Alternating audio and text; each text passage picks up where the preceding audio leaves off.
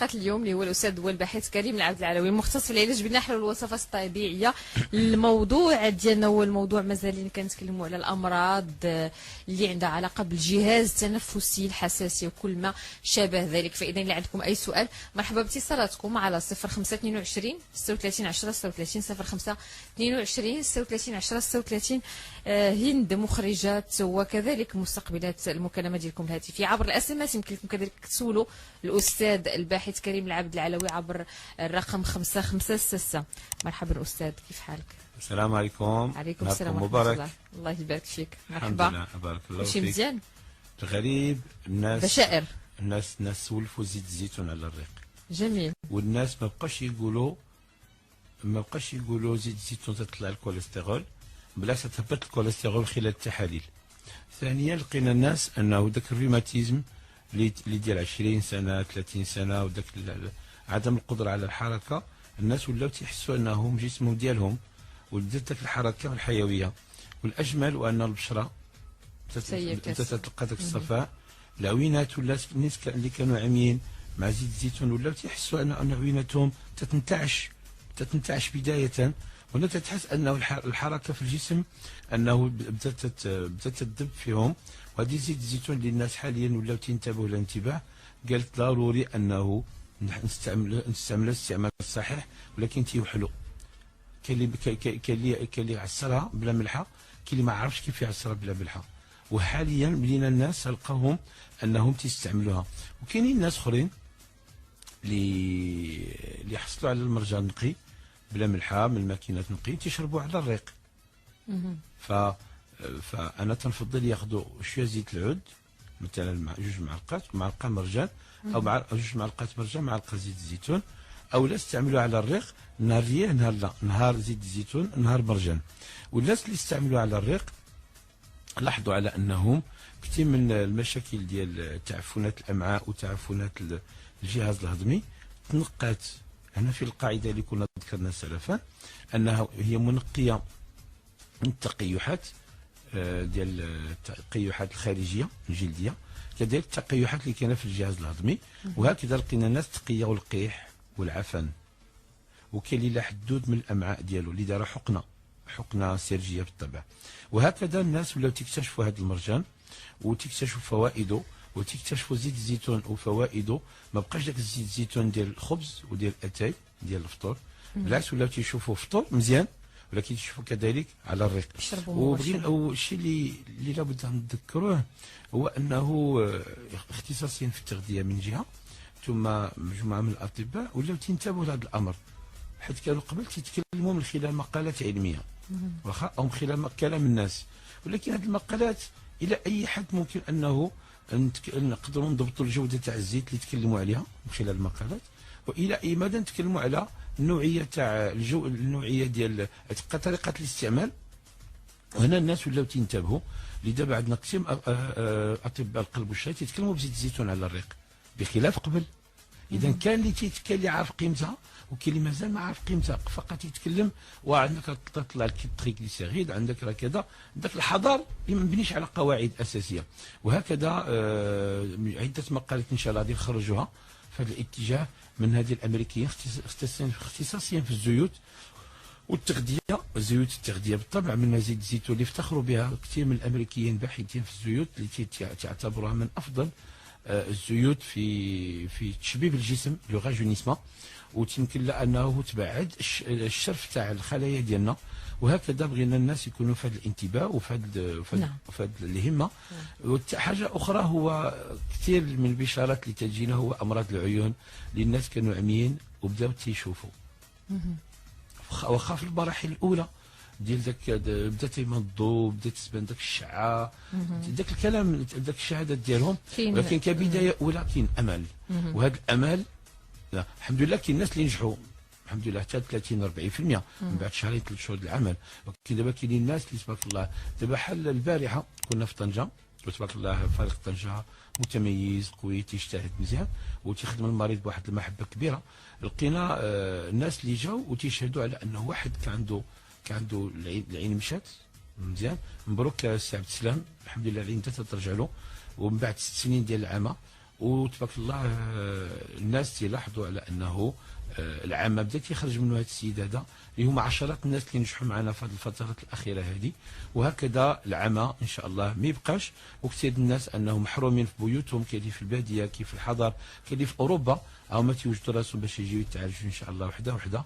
وبغينا هذا الخير هذا ينتشر وحده بوحده، وينتشر بطريقه علميه وبطريقه منظمه بدون اذى ولا ياس ان شاء الله، الامل دائما. طيب ناخذ نجوى من مراكش. نجوى السلام عليكم.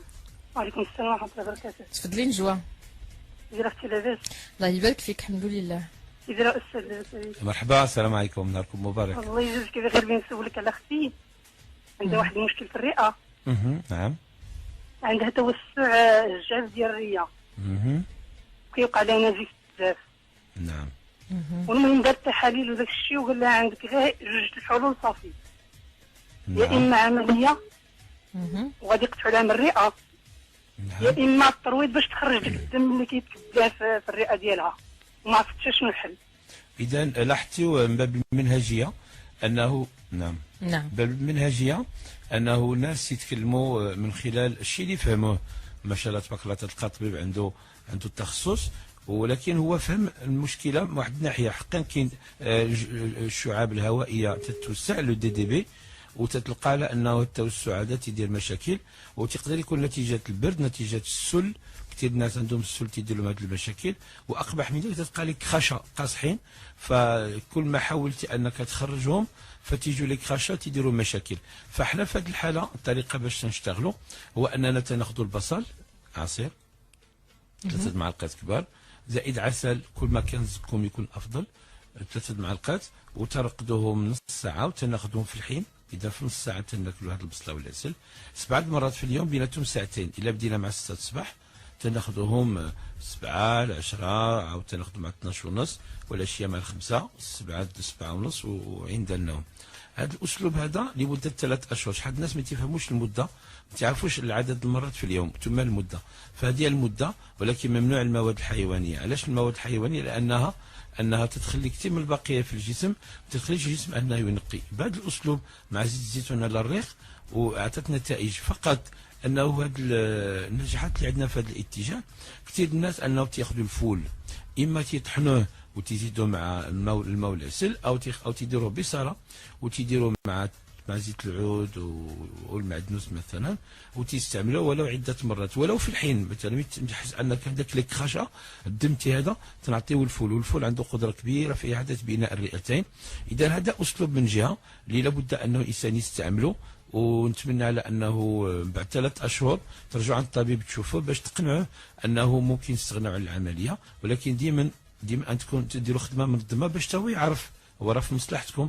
فالله يرضي عليكم ديروا خدمه منظمه ومقيده، وعاودوا شوفوا ذاك لا راديو الصوره على الرئتين، وحده غيكون خير. لكن عمل ماشي ديال 3 شهور، هو عمل ديال سنه حتى لسنه ونص.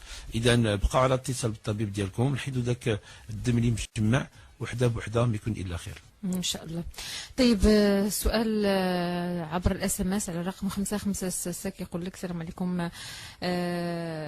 عافاك الوالد ديالي مريض بالقلب وعنده مشاكل في التنفس، عنده حساسيه، كيكحب بزاف، شنو ممكن ياخذ؟ هو دي من امراض القلب راك عرفتيو. البصل مهم بزاف، تنديروا عصير البصل اما مع الماء، تنديروا 2 معلقات كبار العصير البصل مع الماء مغلي، وتنشربوا عده مرات في اليوم، ديما قبل الاكل، وبين بين شربة البصل واللي من بعدها ساعتين حتى 3 سوايع. ثانيا بالنسبه لامراض الشرايين امراض الرئتين، فالبصل مهم جدا. اذا فوصفه واحده اللي هم بجوج ممكن نستعملوها.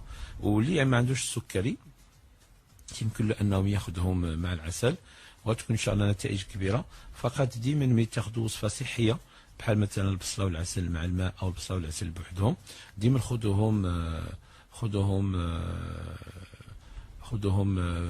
بالطريقه المطلوبه مزيان، وان شاء الله ما يكون الا خير. اس ام اس تيقول لك السلام عليكم اختي امينه، حاله مستعجله الله يجازيك بخير. انا عندي زجاجه في عينيا وبغيت شي وصفه نخرج بها هاد الزجاجه، شي عند اقرب مستشفى. هذه من جهه. اذا اولا ججره الجرح، فكل ما تبقى تجرح فضروري تشوف الطبيب اختصاصي حيدة هو اختصاصي وعارف راسه اش تيدير تبارك الله عليهم. فقط انه الله يرضي عليك كاين واحد الوصفه مهمه جدا عندنا في الثقافه المغربيه، وصراحه تنسوا الثقافه الناجحه. فتناخذ حب رشاد وتتكون نقيه تنديرها في العينين، هي تتنقي هذا النوع من الوسخ، هذا النوع من العفان، هذا النوع من الدجاج، فحاولوا تاخذوها. ولكن ما غتخرجش لها الدجاجه، غادي غير تنقيها لها من بعد كمرحله اوليه، وهي غتمشي عند الطبيب ديالها ضروري. فغير الدجاجه باش خايبه تتجرح، فحاولوا تكثر البصل على المكان، وممكن دير تكحل شويه العسل باش تحمي العينين على ما تمشي عند الطبيب وتحيد الدجاجه ان شاء الله. طيب اسماء اخاتي يقول لك عافاك السلام عليكم، انا عندي حساسيه وكناخذ عليها الدواء، ولكن الوقيته ديال البرد كنتخنق بزاف خصوصا بالليل ملي كنكون ناعس وكنفيق بزاف د المرات في الليل، شنو ناخذ؟ ديما زيت الزيتون إترو تدير فيه 100 غرام ديال الثومه، هذا ديما عندك ملي تدخل الدار تشرب من 2 معالق حتى 3 قبل الاكل بساعه، وثم ملي تجي تنعس قطرها في نيفك وشربها. وحاول تكون ديما زيت الثومه عندك، هذا زيت الزيتون اللي فيها الثومه ديما عندك قريبه لك في المكان اللي تتنعس فيه، غير تحس بالاختلاق قطرها شربها ودهنها ان شاء الله. مهمه في الحالات الاستعجاليه ونتائجها مهمه جدا بواحد نسبه عاليه ديال 90 حتى 96% ديال النجاحات. اذا ديما تكون عندك وان شاء الله ما يكون بس. نعم. اسماء اخاتي يقول لك عبد الله من دار البيضاء، وليت كنشخر بزاف بالليل ونيوفي مخنوقين، شنو هو العلاج؟ هو الشخير تقطيره ديال زيت الزيتون اللي مرقد فيها الثومه مزيان 2 3 4 مرات في النهار، وثم ديرها لواحد المده ديال 5 اسابيع ممكن 3 اشهر، وثم قلصت النحل في النيف عطات نتائج. فقط خصنا نعرفوا الاصل تاع المشكل. فعصير البصل مع العسل 3 4 مرات في اليوم غادي يحيد علينا هذا النوع من الاختناقات. وممكن المشكل يكون من الاذنين، يقدر يكون من الحلق، يقدر يكون من حاجه اخرى، فلا بد حاول تشوف طبيب اختصاصي يعطيك الاصل تاع المشكل شنو هو، وخذ من عنده التقرير. واخا دابا الاطباء فهموا على انه لابد من التقرير يعطيوه لكم، ما يبقاش كلام فقط او شفوي فقط. فان شاء الله طلبوا التقرير ديالكم وتعلموا ديروا ملف طبي باش تعرفوا راسكم اش كان عندكم، حتى ملي كنتي مرضتي واحد المره تعرفوا باش كنتي مرضتي قبل، على اساسه تتعرفوا العلاجات اللي نعم. تستعملوها بطريقه ملائمه، بطريقه منظمه، وطريقه ان شاء الله ناجحه. نعم. وسؤال اخر دائما عبر اس ام اس 5566 كتقول لك سلام، انا بغيت الادغاس ديال الاستاذ المركز ديالو في سالا.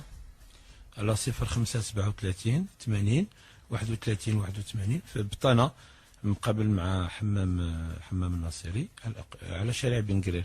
هذه من جهه اخرى ان شاء الله كل اربعه تنكون تما. غير اتصلوا على اتساع حتى بحال هذا الاسبوع عامر، حاولوا تتصلوا على اتساع باش تكون عندكم الوقت المناسب باش يعطيكم وقت اللي يناسبكم ان شاء الله. السؤال ديال المستمع على قبل كان كذلك على الوصفه ديال العظم ديال التمر، قالت لك علاش كيصلح وكيفاش نديروا لها. والعظم ديال التمر حاليا تبين انه ملي تنشعلوا فيه العافيه فوق العافيه مباشره تتشعل فيه العافيه تتخلخل بزاف وتيولي جمر. حنا تناخذوا ذاك العظم من بعد ما تيبرد 24 ساعه و تندقوه وتنغربلوه نص معلقه صغيره مع شويه الماء قبل الفطور، قبل الغداء، قبل العشاء. واللي يقدر ياخذ العظم يسرطوا جوج عظيمات حتى ثلاثه، غير واحد حتى لجوج مع شويه الماء قبل وجبات الاكل، تيحيد لي غاز بواحد الشكل كبير جدا. ليس فقط لي غاز، ذاك المغص ذاك العياء وذاك العياء تاع الامعاء ما تيبقاش. فهو اذا منشط ومنقي وثم مزيل للغازات. كثير الناس عندهم كونستيباسيون بحال الحاله ديال البيبي 6 اشهر اللي كان عنده كونستيباسيون، فميتحن هذاك هذا العظم هذا مفحم ونص معلقه 4 معالق صغيره مع شويه الماء شربناه له في البلاصه كانت في البلاصه تطلق. قبل كانت عنده كونستيباسيون ديال 7 ايام، فكانت حاله شويه قاصحه. هذه من جهه. كاين مساله ثانيه اللي هو العظم ديال التمر تنشدو تنقرملوه في الفران، يعني ملي تنطيبوا شي حاجه في الفران تنقرملوه واحد مده زمنيه محدوده حتى تيتكرمل، تنحسوا به على انه بدا تيصفر وتندقوه. ملي تندقوه حتى نغربلوه بالطبع. معلقه صغيره قبل الفطور مع شويه الماء، قبل الغداء، قبل العشاء، قبل النوم. عندي ناس من بعد 3 أسابيع تقاد السكر، وتبارك الله بقى مقاد السكر واحد المده طويله. اذا فخصنا نتعلموا نستعملوا هذا العظم بالطريقه هذه، عطى نتائج. ليس فقط هذا العظم هذا، فكان عندي رجل من رجال الاعمال كان مشى لاوروبا عنده مشكل ديال لي بلاكيت نازلين، فهذا العظم بهذه الطريقه مقرمل ومطحون تعطى نتائج حتى في لي بلاكيت يطلعوهم. وكثير من الدراسات بينات على انه هذا العظم ديال التمر حنا من تنقرملوه وتنستعملوه بهذا الاسلوب مقوي للكبد، لانه فيه فوائد كبيره. وكثير الناس اللي شبهوه بالكلبه ديال البقر او اللبه ديال الحيوانات اللي تعطينا الحليب، فعطى نتائج كبيره في اعاده بناء الكبد. فاحنا ما بغيناش نتسرعوا، فقط انه نبداو نستعملوا بطريقه جيده، وحده بوحده ان شاء الله غادي يكون الى خير. غير سجلوا المعلومات، وان شاء الله بحال هذه المعلومات هذه ثمينه جدا، فخذوها بالطريقه الصحيحه ديالها وما تسرعوش. وان شاء الله غير بحال شي وحدين عطيناهم يستعملوها بهذه الطريقه، بداو تياخذوا العظم وتيشربوا مع الماء. لا، اذا فكل حاجه بالقياس ديالها، كل حاجه بالطريقه ديالها. وان شاء الله سجلوا معلوماتكم وسجلوا ديما الحاجه علاش استعملتيو هذه الوصفه هذه. ان شاء الله غادي تستافدوا وغادي تعموا العلم، وبغينا هذا الخير يعم في رحمه دون العذاب. ان شاء الله غادي نرجعوا لاتصالاتكم وكذلك اسئلتكم على الرقم 556 بعد الفاصل. هذه 10:34 دقيقه ومعنا عادل على الخط. عادل السلام عليكم. عادل من فرنسا، مرحبا.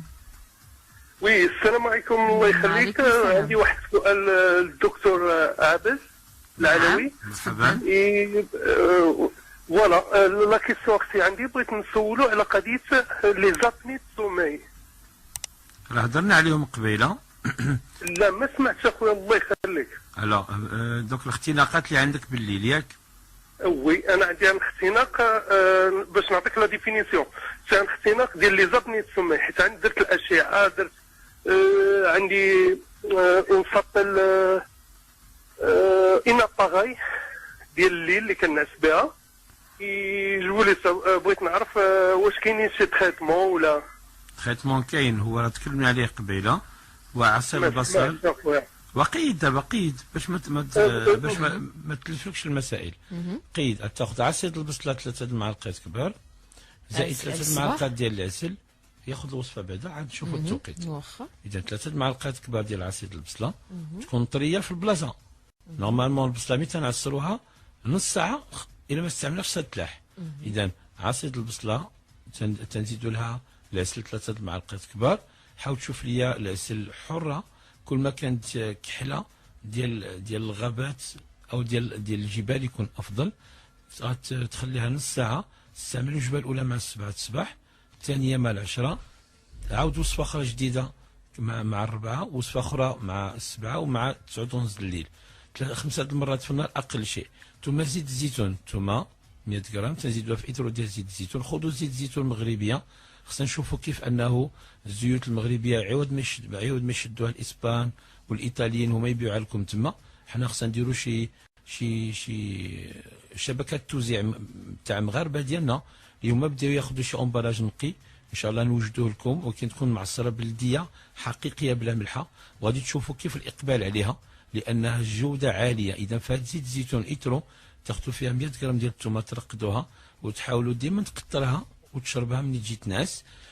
كذلك ملي تلفقتي مزير حاول تستعملها بالليل، ولما لا على الريق الصباح كذلك 3 معالق كبار. وحاول تاخذ ليا نباتي 100% في هذه الفتره ديال متى تكون مخنوق وتكون عليك هذا الضغط هذا. هذه من جهه. حسب المدينه اللي انت فيها، فانا عندي مثلا ناس في فرنسا مثلا بحال في تولوز، بحال في باريس في ايام الربيع، وكذلك مثلا في مدن اخرى بحال افينيون. هادو الناس تبارك الله تيشدوا تيدبروا على النحل، او تتصاحبوا مع لي زابيكولتور، او تيشروا كاع صندوق وتيديروا عندهم، تبداو تيتعلموا يقرصوا. انا فاتح لكم الابواب في سبيل الله، اجيو تعلموا تقرصوا بالنحل.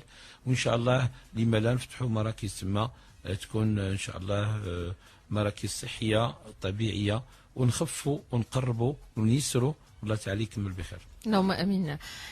طيب سؤال عبر SMS يقول السلام عليكم، كنشكركم بزاف على هذا البرنامج. انا عبد الله من اكادير، خدام في خدمه فيها بزاف ديال الغبره وكنحس بواحد الالم في صدري هاد الايام. انا العمر ديالي 40 سنه.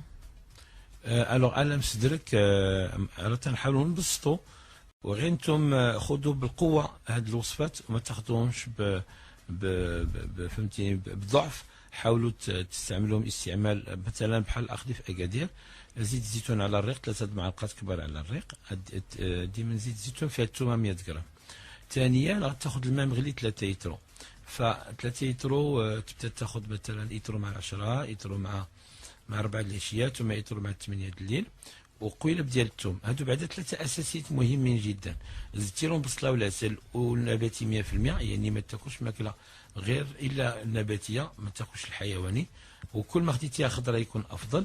غادي تحس على انه الجسم تينقي، لذا انه كل شيء هذا ماشي علم.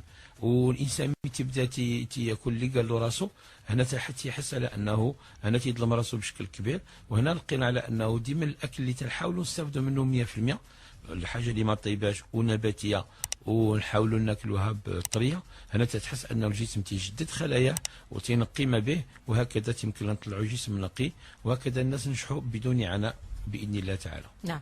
اللي يخليك يقول لك سيد شي وصفه للناس اللي تياخذوا سجائر؟ هو السجائر ديما عندنا كثير من المواد السامه اللي تدخل الجسم وتتاثر على القنوات الدمويه، والغريب هو ذاك الكودرون صعيب شويه باش الانسان يتخلص منه.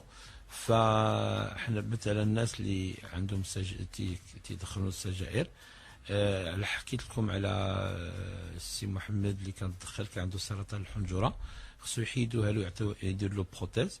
عطينا البصل والعسل 7 مرات في اليوم، زيت الزيتون اللي فيها الثوم 100 غرام، ثم قرص من الحل وتيغرغر بالمرجان. اقل من شهرين تبارك الله ملي مشى عند الطبيب السرطان ما بقاش، فنقص بشي 86%، اعتذر نقص ب 86%.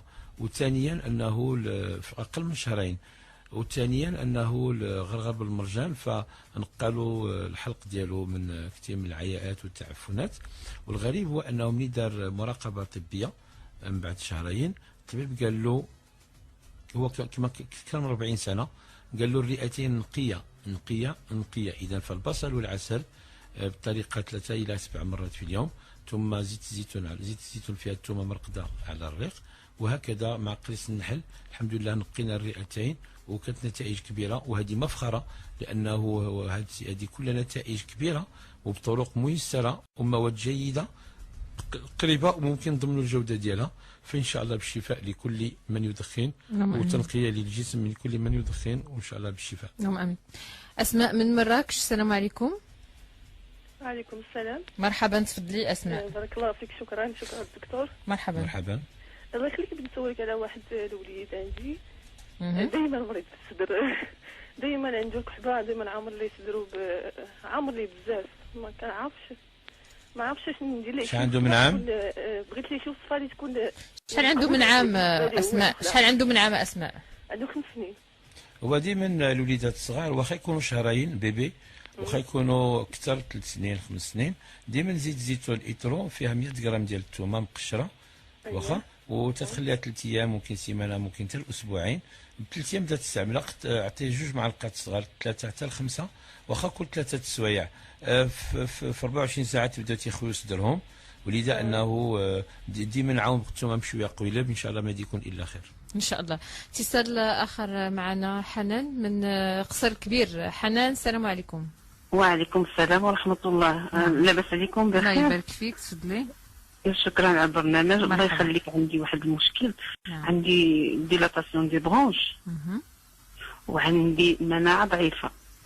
اولا عندي ديلاتاسيون دي برونش ومناعه ضعيفه، يعني وكنمرض باستمرار بالبرد، وملي كيضربني البرد كيعمر لي صدري وما كيبغيش يخوالي من البلغم الا بلونتيبيوتيك. وانا بغيت شي طريقه طبيعيه لان كنشرب لي زونتيبيوتيك بزاف، وبغيت ناخذ البصله العسل والبصله كيحرقني في المعده. نعم. وسمعت دابا الدكتور كيقول لي زيت الزيتون على الريق كينقص الوزن، ولا الوزن ديالي اصلا ضعيف، وشنو ندير في هذه الحاله؟ الوغ من باب الاولويات بدايه هو انه نقيو هذا المشكل ديال لي ديلاتاسيون دو برونش، واخا. ثانيا انه مشكل الوزن عنده حلول، فمي تيكثروا العناصر الموضوع خصنا ناخذوا الاولى في الاولى، ولا اساس تنشوفوا. فمثلا الناس كان عندهم فقر الدم وزارونه، كان عندهم سرطانات وفقر الدم، عالجنا المشكل ديال السرطان، فقر الدم مشى بوحده، بمعنى كانت العراقيل هو انه الجسم كان معفن في سرطانات، في عراقيل، في حواجز، فخصنا نعرفوا نعالجوا كل حاجه بالقدر ديالها، والحاجه بالشيء اللي غادي تستحق. اذا فبالنسبه لك دابا حاليا البصل والعسل ضروريه، غادي دير شويه الماء مزيان، وحاول تستعملها بالطريقه اللي تكلمنا. كاين اسلوب ثاني اللي هو انه نستعملوا العسل، كاس كبير الماء مغلي، تنديروا فيه شويه تنديروا فيه العسل ملعقه كبيره، ندخل فيها لا جولي رويال حتى 70 غرام في الكيلو. كذلك ندخلوا حبوب اللقاح ملعقه كبيره، ونستعملوا هاد الشوربه هذه كل ساعتين. معنا ناخذوا كاس كبير مع ديك 6 الصباح، وكل ساعه ونص ساعتين نشربوا كاس اخر، ولو ناخذوا 15 كاس في اليوم، لانه البدايه الباديه الاول هو انه ذاك الالتهابات، ذاك العياءات وذاك لي برونش اللي محلولين او موسعين سنتعلموا نتمكنوا منهم. فكل ما دخلناش الاكل ودخلنا فقط هذه الشوربه ديال العسل حبوب اللقاح يكون افضل. ثم ناخذوا زيت الزيتون، ممكن نضيفوا له الثوم، ممكن ما نضيفوهلاش، حيت الثوم عنده قدره في توسعه القصبه الهوائيه، فحسب لذا انه الزياره للعياده تكون افضل، ونوضعوا البرنامج ويكون خير ان شاء الله. نعم. مده اللي كتبقى فيها، هذا سؤال ديما تيطرح، تبقى فيها الثومه في زيت العود؟ ممكن تخليها 3 أسابيع الى 5 أسابيع، ممكن تبقى 3 اشهر ماشي مشكل. فصفيو داك الزيت وخذوا الثومه طحنوها زيدوها في الاكل، راه ان شاء الله بنينه وجيده ومفيده. السلام عليكم، انا حاله مستعجله، عافاك كان عندي مشكل في صدري، الا شميت شي ريحه بحال الدخان ولا هذا كنزير وما كنبقاش نقدر نعس في الليل. اذا تعلموا تكثروا زيت الزيتون 3 4 مرات في اليوم في الانف ديالكم من جهه، وتعلموا تاخذوا له ساعه النحل في الانف. لقينا على انه كلكم اللي خديتي ولا ساعه النحل في الانف، كل كثير منهم رجعت لهم حاسه الشمس، مبروك عليكم. وهذه كلها ان شاء الله هديه للجميع، حتى كل شيء يكون مرتاح في داره طبيعيا. ثانيا لقينا على انه شنو الملاحظه دونك بالنسبه للحاسه ديال الحساسيه من الدخان، انه قيس النحل ملي تنقرصوا في القمه تاع الانف، لقينا راسنا على انه تنعاودوا نبنيو لا ميكوز نازال، ذاك الجليده الداخليه اللي في الانف، وتنبنيوها بناء جديد، وهكذا تمكننا ان شاء الله نتغلبوا على الحساسيه. اللي تعاونوا بزيت الزيتون تقطيره، عاونوا بالبخار تاع اليزير او الشيح او الزعتر بخار، عاونوا به، ثم لا ساعه النحل، وتغذيه تكون جيده كيف تكلمنا سلفا، ان شاء الله ما يكون بس. ليلى من طنجه قالت لك استاذ انا مريضه بالضيقه، ملي كيتبدل الجو كنتخنق بالليل وما كنبقاش قادره نعس، عييت بالدواء، الله يرحم بها الوالدين فيدوني. اذا ديما ايترو زيت الزيتون تلوح فيها الثومه 100 غرام كيف تكلمنا، قطرها اشربها ودهنها مع قويلب ديال الثومه، هادو جوج كافيينك. بغيتي تعاون بالبصله والعسل والتغذيه كيف تكلمنا سلفا ما كاين حتى شي مشكل، غير خذوا المده الزمنيه الكافيه. مثلا غالبا انت لو بدات اقل شيء 3 شهور ديال هذه المتابعه، ومع المراقبه الطبيه، زوروا الطبيب، ديروا التحاليل، جمعوا ورقاتكم ما تلوحوهمش، الناس يخسروا فلوس في التحاليل وفي لي غاديو، تبداو تيهملوا هاد الورقات، تلقاو عندهم مكمشين او مخبعين مع الخبز. فهذا حاولوا الله يرضي عليكم ما يكونش هذا الاهمال، وحتى ان شاء الله صحتكم تكون في القمه وفي احسن حال.